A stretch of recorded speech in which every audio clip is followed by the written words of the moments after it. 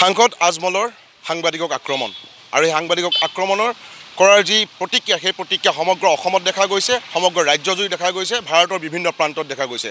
আৰু শিৱসাগৰতো এই যি সাংবাদিক আক্ৰমণৰ যি প্ৰতিক্ৰিয়া সেই প্ৰতিক্ৰিয়া দেখিবলৈ পোৱা গৈছে।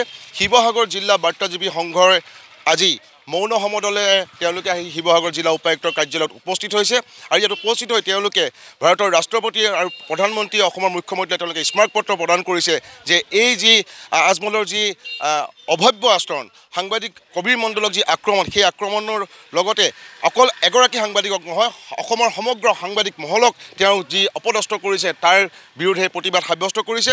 আৰু আজমলৰ এই যি কাৰ্য, এই কাৰ্যৰ বিৰুদ্ধে এটা বিহিত ব্যৱস্থাৰ তেওঁলোকে দাবী উত্থাপন কৰিছে, আজমলৰ গ্ৰেপ্তাৰৰ দাবী উত্থাপন কৰিছে। আমি পোনপটীয়াকৈ যাব বিচাৰিছোঁ খলিলুৰ ৰহমান হাজৰিকাৰ ওচৰলৈ। কিহৰ প্ৰতিবাদ আৰু কি দাবী? আপোনালোকে জানে, আপোনালোকৰ ETVৰ এজন সাংবাদিকত যোৱা 26 ডিচেম্বৰত হাতশিঙিমাৰীত বদৰুদ্দিন আজমলৰ এখন সভাত তেখেতে কবিৰ মণ্ডল বোলা যিজন আমাৰ সতীৰ্থ সাংবাদিক তেখেতক অভদ্ৰ আচৰণ কৰিছে আৰু তেখেতক হত্যা কৰাৰ ভাবুকি দিছে। গতিকেলৈ আমি এই মানসিক ভাৰসাম্য হেৰুৱাই পেলোৱা বদৰুদ্দিন আজমলক অতি শীঘ্ৰে গ্ৰেপ্তাৰৰ দাবী তুলিছোঁ।